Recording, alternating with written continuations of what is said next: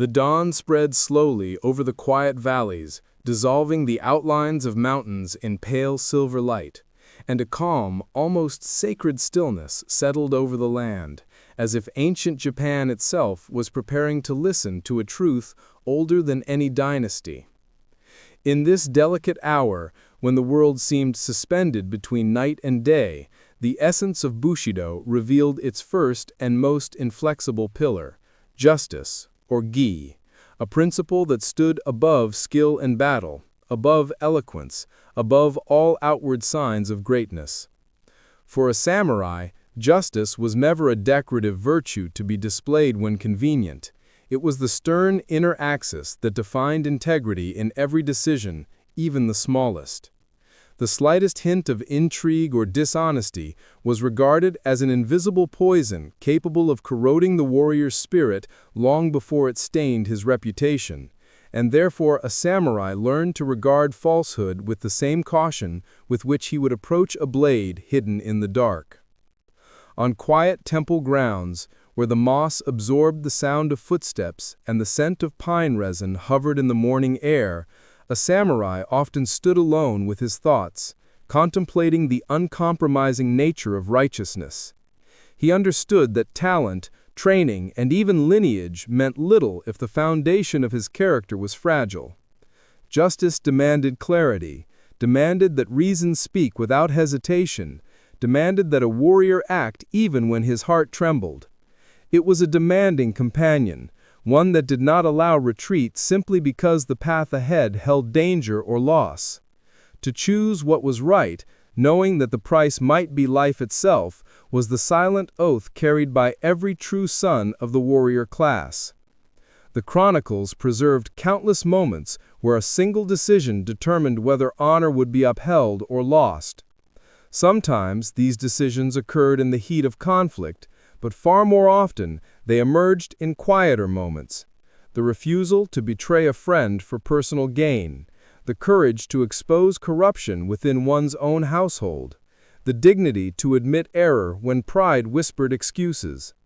Justice, in its purest form, required neither witnesses nor applause. It lived in solitude, in the private chambers of conscience, where no accolade could reach and no deception could hide.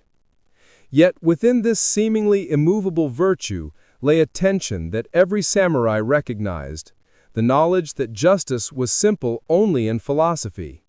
In life, its path was narrow and often shrouded in uncertainty. And as the sun slowly climbed over temple rooftops, casting long shadows along the worn stones, the question rose like a silent challenge. When the moment came to choose between safety and righteousness, comfort and truth, would the warrior's resolve be strong enough to endure the weight of justice? The answer, often hidden in the depths of his spirit, was the threshold that separated those who merely bore a sword from those who truly followed the way. And beyond that threshold waited another truth, one that would test righteousness itself. In the quiet chambers of a samurai residence, where paper screens filtered the daylight into pale, trembling patterns, the essence of gi, moral righteousness, revealed itself not as a thunderous command, but as a calm, unwavering whisper that guided every choice. The samurai understood that gi was born from reason rather than emotion, an inner compass that pointed toward what must be done when the murmur of the heart became uncertain. This principle, ancient and stern, carried with it a clarity that allowed no compromise, for its origin lay in the demand to do what was right, even when affection, fear, or pity tried to cloud judgment. It was said that a warrior could be gentle in speech and restrained in gesture, yet within him lived a relentless guardian of honor, and that guardian was the very essence of gi. Over centuries, this concept grew from a philosophical idea into a moral duty that embraced every facet of samurai life. It governed filial piety, ensuring that loyalty to parents was not a matter of emotional warmth, but of rightful obligation. It shaped service to one's lord, making obedience not blind submission, but a conscious alignment with justice. It directed relations within the household, where even the smallest decision, how to settle disputes, how to allocate resources, how to speak truth, revealed the presence or absence of fair reason. For a true samurai, gi was not an occasional guide, but a constant observer who measured the purity of every intention. Stories told in old villages reflected this principle with a clarity that even the young could understand. Elders spoke of times when samurai were faced with choices that cut deeply into their personal desires. A warrior who discovered his closest friend's betrayal and reported it despite the pain. A servant who revealed corruption within the clan, knowing punishment awaited him, yet choosing justice because it weighed heavier than fear. These tales did not glorify suffering, but illuminated the idea that righteousness demanded an unflinching gaze, a steady hand, and a willingness to accept consequences without complaint. Yet the nature of gi was not cold or unfeeling. It was simply impartial, free from the sway of impulse. A samurai could weep in private chambers or tremble at the thought of loss, but when the moment of decision arrived, he was expected to still himself and listen, not to comfort or anger, but to that quiet voice of reason that asked only one question: what is right? In this way, gi shaped not only outward conduct, but also the inner world, training the spirit to remain firm even when the heart ached. But as the evening wind rustled the bamboo outside and shadows deepened across the polished floorboards, the samurai knew that this purity of purpose was vulnerable. For reason, though clear, could be overshadowed by tradition, fear, or the weight of social expectation.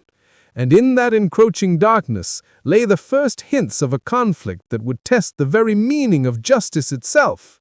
A conflict that would reveal how fragile the boundary was between righteous duty and quiet cruelty.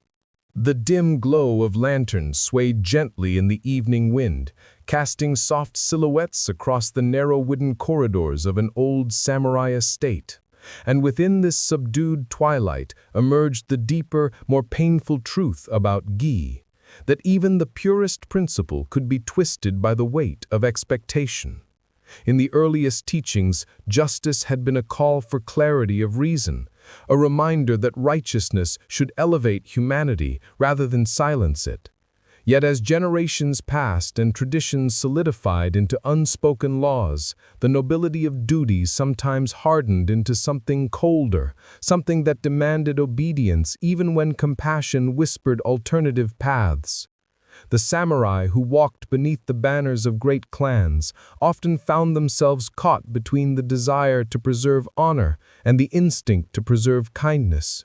And this conflict carved silent wounds across many lives. In the hush of nighttime stories told by elders, one heard about daughters who stepped into the flames of sacrifice because their father's debts left them no other path, and of mothers who nurtured their firstborn with a devotion so fierce that they offered their own lives when famine threatened the family line.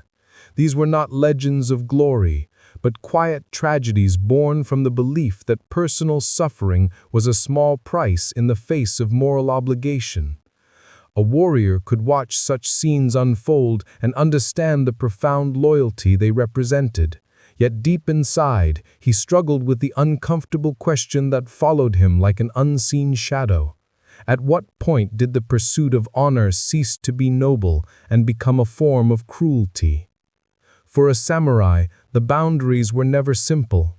Duty demanded firmness, demanded a willingness to sacrifice one's own comfort, but tradition often magnified this expectation beyond the limits of reason. A young samurai who hesitated to enforce harsh clan judgments risked being seen as weak. A retainer who tried to shield his household from relentless demands could be viewed as disloyal. And so, under the silent pressure of societal gaze, many learned to suppress their softer instincts, replacing compassion with rigid discipline that looked outwardly like strength, but inwardly felt like a slow erosion of the heart. The tension between protecting one's honor and preserving one's humanity became a constant inner battle, fought in the quiet spaces between thoughts. The philosophical dilemma deepened when samurai realized that virtue enforced through fear of condemnation was hollow. Justice that existed only because one feared disgrace could never be truly righteous. In temple courtyards, monks reminded them that duty without compassion was but an empty shell, a gesture that carried the shape of honor but lacked its spirit. A warrior who clung to tradition to avoid criticism was no better than one who betrayed his moral core for personal gain, for both had surrendered their inner truth to the judgment of others. And yet this realization, though deeply understood by many, remained a source of silent torment. For rejecting rigid expectations meant standing alone before the scrutiny of one's clan. As the last lantern flickered and darkness settled around the estate, the samurai found himself facing an unsettling question that lingered in the stillness like an unspoken challenge. If true justice required the courage to defy tradition when tradition lost its humanity, then where was the strength to cross that boundary?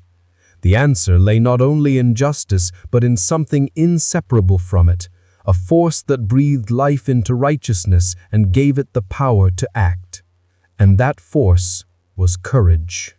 The mountain wind moved slowly across the ridges at dusk, brushing against the pine trees with a whisper that seemed to echo the old teachings. And in that fading light, a samurai understood that justice alone could not survive without its closest companion, courage. On scrolls preserved in clan archives, scribes often wrote that justice was the mind of the warrior, but courage was his breath, the force that allowed righteous intention to become righteous action. Without courage, gi remained an elegant principle confined to thought, powerless to alter the world.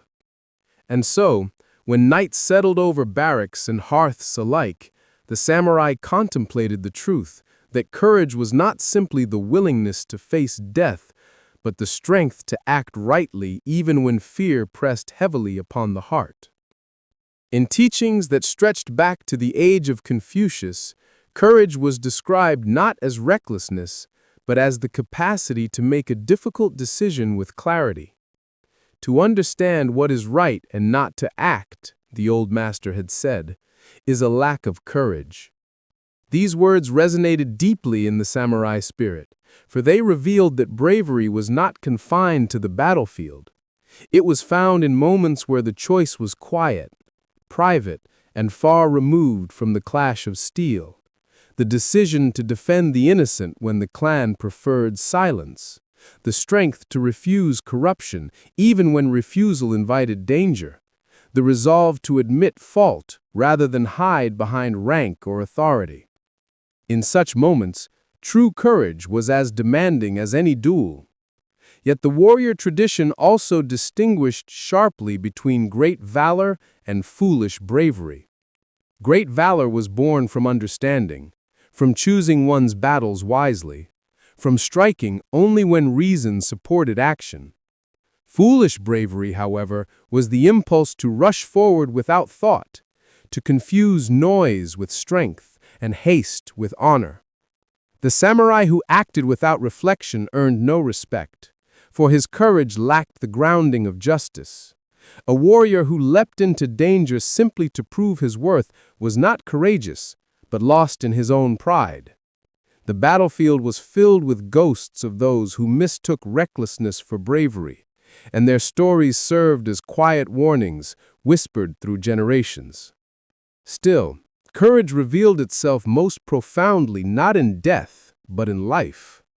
For many samurai, to continue living with integrity after tragedy, defeat, or shame required far greater strength than any quick end on a blade. To walk through years of uncertainty while holding fast to honor, to remain upright when grief or humiliation threatened to crush the spirit. This was a courage few ever recognized, yet it was the courage that shaped the most steadfast warriors. The ability to endure, to remain aligned with justice even when circumstances darkened, defined the character of a true samurai far more than a single heroic act on the battlefield. As night thickened over the mountain slopes and the distant howl of wind faded into the stillness, A realization settled into the heart of the warrior. Justice without courage was an unlit lantern, full of potential, yet unable to dispel a single shadow.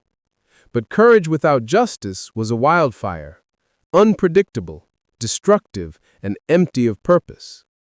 Only when the two stood together could a samurai truly walk the path laid out before him. And somewhere in that contemplation, beneath the weight of the darkening sky, he sensed that understanding courage was only the beginning, for the path of cultivating it was far harsher than any philosophy written on a scroll. The morning mist clung to the training grounds like a thin veil, softening the outlines of bamboo poles, straw targets, and wooden walkways, while the distant caw of a lone crow pierced the silence with a mournful echo. In that subdued stillness, the samurai upbringing unfolded as a long and unyielding journey, one that tempered not only the body, but the very core of the spirit. From earliest childhood, a warrior was shaped by discipline more enduring than the steel of his future sword, and each lesson carved into him the understanding that courage was not an instinct, but a craft, one forged day after day through discomfort, fear, and quiet endurance. The training of a samurai began long before he touched the blade. It began in the furnace of adversity. Children of the warrior class learned early that pain was not an enemy, but a teacher. In winter, they were sent barefoot into the snow to build resistance, their breath turning into frost as they carried buckets of icy water without complaint. In summer, they trained under the burning sun until sweat stung their eyes, learning to move steadily even when exhaustion tugged at their limbs. These hardships were not punishments, but rituals intended to purge fear from the body by introducing it in controlled measures. A samurai's courage, like his skill, was built through repetition. The repeated meeting with discomfort, the repeated triumph over it, the repeated understanding that fear could be faced and transformed. Mothers, too, played an unspoken but crucial role in this forging of the spirit. They whispered stories of warriors who endured pain without wavering, showing their children that courage took root not in muscles, but in the heart. They taught them to sit still even when tears threatened, to breathe deeply when fear paused their breath, and to meet uncertainty with a quiet gaze. In some families, a child was given a needle or a sharp pebble to hold for a moment, not to harm, but to understand sensation without panic. Through such small yet profound lessons, the groundwork was laid for the courage that adulthood would demand. As young boys grew into adolescence, their training entered a darker realm, the deliberate confrontation with mortality. They were taken to cemeteries at dusk, where silence pressed heavily against the skin, and told to walk between gravestones until fear thinned into solemn respect. Some were brought to places of execution to witness the fragility of the human body, to see that death was neither monstrous nor grotesque, but simply another part of existence. These practices, severe as they were, instilled in them the understanding that courage did not come from denying fear, but from acknowledging it and walking forward anyway. And yet the purpose behind these methods was not cruelty, but preparation. A samurai would one day face moments where hesitation could cost him his life or the lives of those he protected, and so he was trained to remain steady, even when the world shook around him. The aim was not to produce unfeeling warriors, but to cultivate individuals who could meet suffering without collapse, who could carry duty without trembling, who could see death without losing the will to act. In this harsh schooling lay the essence of the warrior path, not an escape from fear, but mastery over it. As the mist slowly dissolved beneath the rising sun, revealing the worn footprints of countless young trainees, one truth lingered in the air like a breath held too long. Courage, once cultivated, asked for constant renewal. And in that demand awaited the final lesson, the one that tied justice and bravery into a single, inseparable whole, the lesson that defined the harmony of the samurai spirit. The last light of the day slipped gently behind the distant hills, stretching the shadows across temple courtyards where stone lanterns stood like silent guardians of an age long past. In this quiet hour, A samurai often found himself alone beneath the slowly darkening sky, reflecting on the long, winding path that bound justice and courage into a single, indivisible essence. The teachings he had received since childhood, the hardships he had endured, and the countless inner battles fought beyond the sight of others all converged into a simple truth. Justice and courage were not two separate virtues, but two forces that breathed life into each other. Without courage, justice remained a noble intention with no weight. Without justice, courage became a blade without purpose, sharp yet directionless. In the stillness of evening, the warrior understood that the power of Bushido did not lie in its strict rules or ancient ceremonies, but in the harmony it required between mind and heart. Justice belonged to the mind, to clarity, to reason, to the quiet knowledge of what was right even when the world offered easier paths. Courage belonged to the heart, to the raw strength that allowed action in the face of fear, sorrow, or uncertainty. Only when these forces moved together could a samurai stand firmly in the storms of life, unshaken by temptation, danger, or despair. This harmony was not easily achieved. It demanded continuous vigilance, a lifelong practice of self-awareness, humility, and inner discipline. The warrior's sword, carefully placed on its stand, reflected this belief. To wield a sword well, one needed technique, but to wield oneself required something far greater: mastery over one's impulses, fears, and ambitions. The true battleground of Bushido was not the open field where armies clashed, but the interior landscape where doubt, anger, pride, and weakness waged endless war. A samurai who failed to govern himself could conquer no enemy without risking the ruin of his own spirit. Thus, the path of the warrior became a lifelong journey of refinement, each step forward shaped not by outward victories, but by the quiet triumphs of self-control and integrity. Yet even those triumphs carried their own burdens. There were moments when justice demanded decisions that weighed heavily upon the heart, and there were nights when courage faltered beneath the memory of choices that could not be undone. In such moments, the samurai lit one single lantern in the darkness of his room, allowing its warm glow to remind him of the principle that illuminated the path even in the blackest hour: honor. Honor was not a prize granted by others, but a light nurtured within, guiding each step when both mind and heart struggled to agree. It was the subtle force that united justice and courage, the silent vow that the warrior renewed every time he faced himself honestly.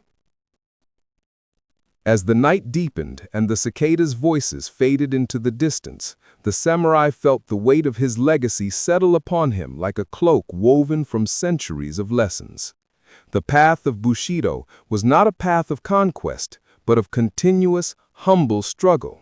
A struggle against one's own shortcomings, fears, and temptations. And in that unending struggle rested the true essence of strength. For the warrior knew that the greatest victories were those won over the unseen battles within, and that every external triumph meant little without inner harmony. In this understanding lay the final teaching, one that echoed through generations. The path of the warrior is not a fight against the world, but a fight to remain whole within it. Justice is the mind's clarity, courage is the heart's resilience, and honor is the light that binds them. And as the temple bells began to ring softly in the distance, the samurai stepped forward into the deepening night, carrying with him the quiet certainty that this light would guide him, even through the darkest doubts that awaited beyond the edge of the fading day.